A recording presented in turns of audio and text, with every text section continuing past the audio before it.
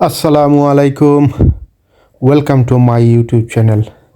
Viewers, আপনারা কেমন আছেন? আজকে আমি অনেক মানে কি বলবো, আমাদের বাংলাদেশে যে হঠাৎ করে একটা বন্যা হয়ে গেল। ইন্ডিয়া হঠাৎ করে রাত্রে পানি ছেড়ে দিল, তার ফারাক্কার বাঁধ ছেড়ে দিল, আর আমাদের দেশের মানুষের অবস্থা এমন এক পরিণতি হলো, এটা বলার জন্য বলা বাহুল্য। তো আজকে আমি ভিউয়ার্স, আমার পক্ষ থেকে, আমার ব্যক্তিগত পক্ষ থেকে আমি আমার যতটুক তৌফিক আছে এই আনমান আমি সাহায্য করেছি। আমি আমার বন্যাত যে মানুষগুলো আছে ওই এলাকায় ত্রাণ বিতরণ করেছিলাম। তো ভাবলাম আপনাদের জন্য একটু আপনাদের সাথেও শেয়ার করি যে আমার এই ত্রাণ বিতরণটা। তো আমি আজকে যে ব্লগটা ছাড়তেছি, প্লিজ আপনারা আমার এই ব্লগটা প্রথম থেকে শেষ পর্যন্ত দেখবেন। আর যদি ভালো লাগে তাহলে এখানে আমি লিংক দিয়ে রাখবো।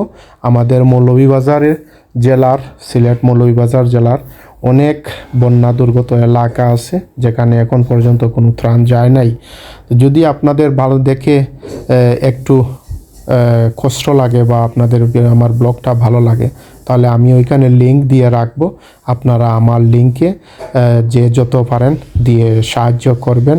পরবর্তীতে যে ত্রাণটা যাবে চেষ্টা করব একটু বড় করে, বেশি করে করার। তো ভিউয়ার্স, আমার আজকের এই ত্রাণ বিতরণী ব্লগটা দেখুন। আমি কি বলবো, ওরা যখন আমাকে ভিডিও দিয়েছে আমি দেখে এত খারাপ লাগছে যে ওরা গরিব লোক না, কিন্তু বন্যায় এদেরকে কি করে ফেলছে। ওরা ঘরের মধ্যে রান্নাবাতি করতে পারতেছে না। আপনারা ভিডিও দেখলে বুঝতে পারবেন মানুষ কত কষ্টে আছে, কিভাবে আছে। তা তো মরার উপরে খড়ার গা, কি বলবো। একদিকে বন্যার পানি আসতেছে, অন্যদিকে বৃষ্টি হইতেছে, কন্টিনিউ বৃষ্টি হইতেছে।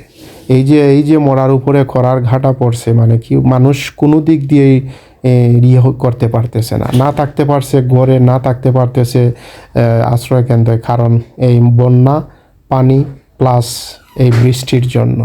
তো ভিউয়ার্স, প্লিজ আপনারা দেখুন, আর যদি ভালো লাগে তাহলে আমার যে কমেন্ট বক্সের লিঙ্ক থাকবে ওইখানে একটু সাহায্য করবেন। যদি ইচ্ছা হয় আপনাদের, যে যত পারেন সাহায্য করবেন।